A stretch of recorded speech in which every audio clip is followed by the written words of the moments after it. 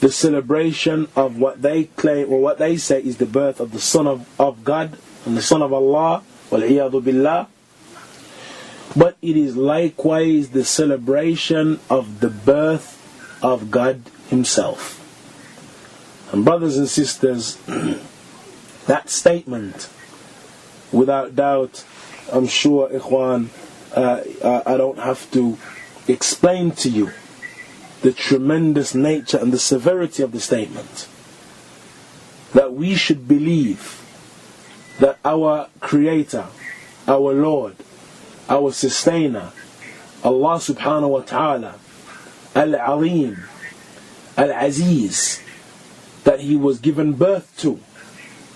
Allah Azza wa Jal mentions Takadu Samawat, that indeed the heavens are close to splitting and being cleft asunder, وَتَنْشَقُ الْأَرْض, and the earth is close to being split, and the mountains are close to shattering, that they should attribute to Allah a son.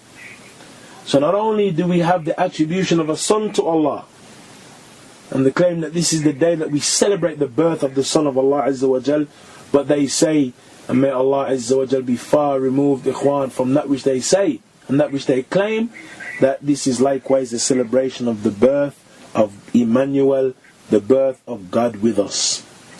And so, Ikhwan, the celebration of such an affair is something that no Muslim in his right mind can condone.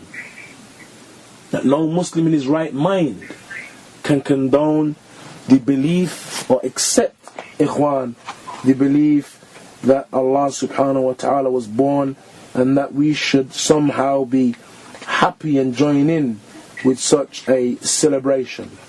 And it is for that reason that we find our scholars mentioning that it is kufr to congratulate or to